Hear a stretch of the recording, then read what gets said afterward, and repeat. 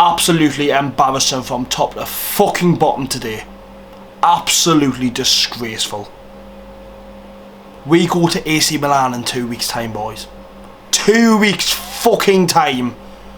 And we'll get played off the fucking part against Brighton. Brilliant team, brilliant coach, brilliant set of players. But when you've had an 18-year-old rape you for fucking 70 odd minutes or how long he ever played, how the fuck do you think Rafael Leao's sitting there now at home, licking his fucking fingers? He'll be fucking... I bet he's dribbling, just thinking about playing against that shithole of a defence. And there's no fucking excuse today. There's absolutely no fucking excuse Eddie Howe can use today. Nothing.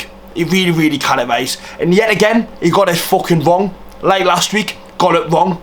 And finally, well, you go, how did he get it wrong? How did he get it wrong? Why the fuck would you play someone who clearly isn't fit to start with? Joe Linton today was fucking dreadful, right? And I'll be on hit the player side a bit here, right? If a player's not fucking fit, do not play them, right? It brings more injuries, shitter performances, and stuff like that happens, right? Where you don't perform. So, firstly, why play him when he clearly isn't fit? Second of all, why the fuck's Almond still playing for this football club? That first half was fucking embarrassing by Almiron and by all the players. Shocking. Really, really was.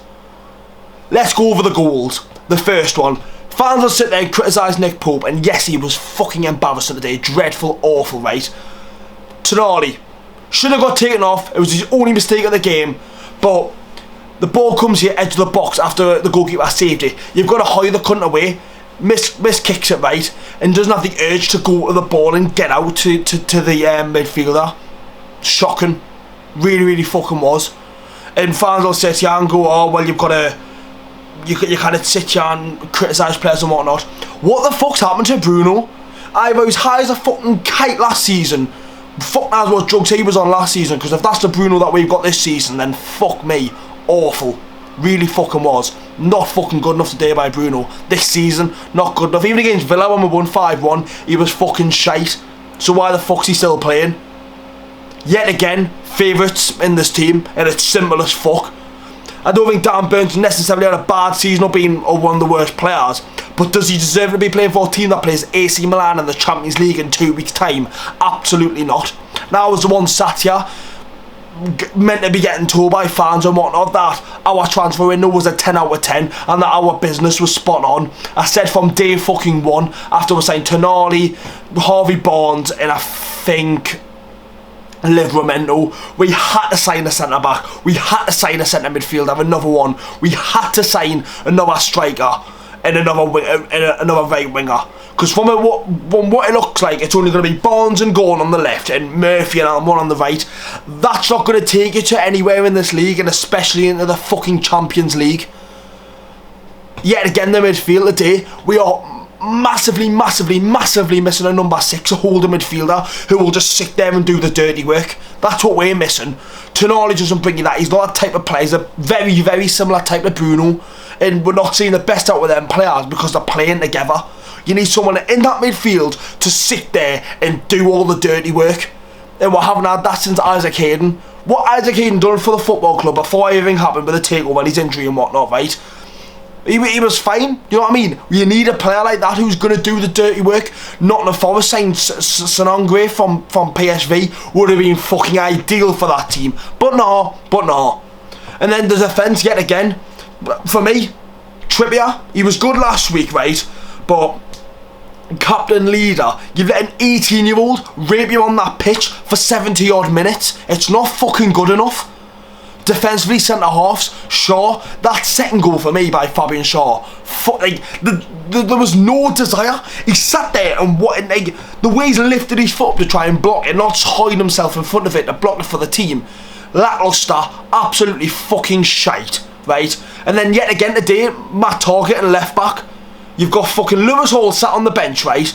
30 odd million if we sign him, obviously after his loan deal or whatever, right? And I'm meant to sit here and go, oh, we're meant to sign a left back. We're signing a left back, an exciting young left back, and he's sitting there on the fucking bench.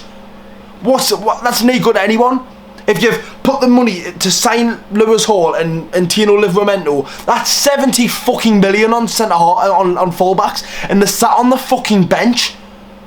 Like, what is the fucking point in sitting there going, financial fair play, we've had to struggle to sign players and we're struggling to buy players for this football club, right? We give them, the manager, 70 million on 2 fullbacks, the combined age of 40, and he doesn't play them? It makes no sense. And you've got Dan Burn there and Matt Target there, players that are lucky to be at this football club.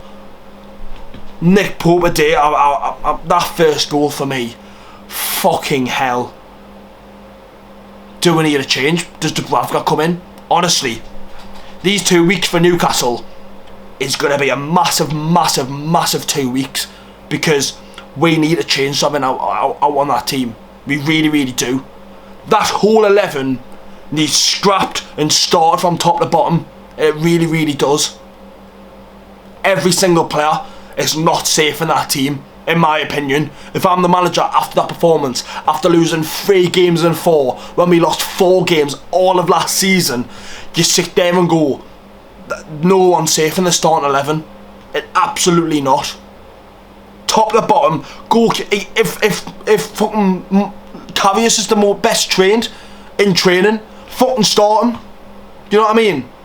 That's full starting 11, whole squad, bench the fucking lot, needs scrapped and started brand new. It really, really does.